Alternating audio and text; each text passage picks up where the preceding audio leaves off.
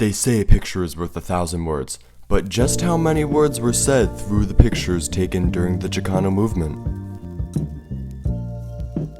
In the 1960s in East LA, Mexican Americans wanted to make sure that their issues were addressed. Mexican Americans had a higher death rate in the military and felt that something needed to be done about this. The Chicano movement advocated for the social liberation for students of color in East LA.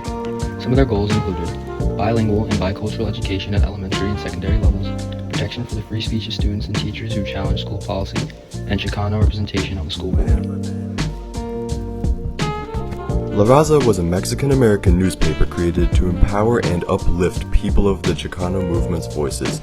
Starting in the basement of the Church of the Epiphany, the formation of this newspaper brought people together. It gave a platform to the Chicano movement activists and gave them a place to document the inequalities that Mexican Americans faced. In this newspaper, they assembled articles and photos to share these stories and bring awareness to these issues. La Raza's main goal was to spread the truth of the issues faced within the Mexican American community.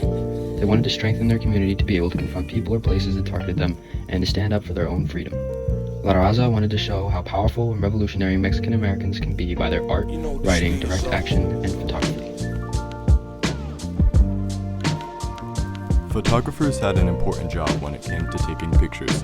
They had to make sure their photos captured the moment and told a story that would evoke emotion when looking at the picture. Many photos were portraits of adults and children protesting. These portraits expressed a feeling of dedication and empowerment people of the Chicano movement had and showed how much of an impact they could make. A popular photography style was taking pictures of people from behind. This style allowed the viewer to be in the perspective of the photo and feel as if they were there in the moment. La Raza photographers even took pictures of violent protests and people getting attacked. While some La Raza photographers were professionals, many were new to photography and wanted an outlet to get involved in the movement. Photographers had many skills to adapt to and had to learn the challenges that came with taking pictures. There was always an opportunity to capture important scenes of the Chicano movement regarding possible consequences they could face. Photographers put themselves at huge risks every time they captured protests, as many photographers were attacked and even taken to jail. A key photographer is Oscar Castillo, known for taking pictures from behind. His photos show Mexican Americans being removed from cities and neighborhoods and the dispiriting emotions affiliated with them.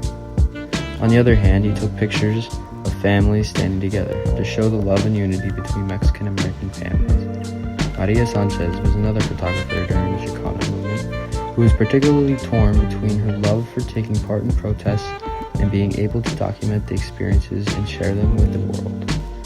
While she was morally obligated to help the protesters, she had to stand by and watch to document the horrors of police brutality towards her fellow community members. A crucial part of the newspaper was its documentation of direct action protests, capturing the realities of what happens at these protests. The August 29 moratorium in 1970 protested against the Vietnam War. What started as an opportunity for voices to be heard turned into violent chaos. Photographers were capturing thousands of Mexican Americans holding up signs and chanting. The march was led to Laguna Park, where many photographers captured families celebrating their culture. The police came to the park because of an issue occurring a block away, and they started pushing the protesters who were outside of the park into it, causing a disturbance. The police got very violent, and photographers kept on taking pictures of these attacks, showing the realities of the issues they faced. Watching members of their community get attacked was extremely hard to watch, but photographers of La Raza knew that they had to showcase the violence that they occurred to get their voices out to the world. By taking pictures that showed violence, it forced people to recognize how people of the Chicano movement were treated and made people see the problems they faced. The photos from the La Raza newspaper told stories. They captured the day-to-day exchanges between people during the protests.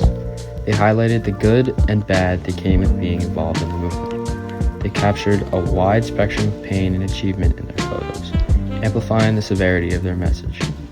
They wanted to have their newspaper provide an authentic view of the movement. In turn, the movement has made powerful strides between communities. The Chicanos formed relationships with other movements such as the civil rights movement. Moreover, as a result of this movement and the awareness brought to the issues that harm them, more Mexican Americans were able to take on positions in professional upper middle class jobs. Now, the La Raza archive lives on, saving this moment as a screenshot in history.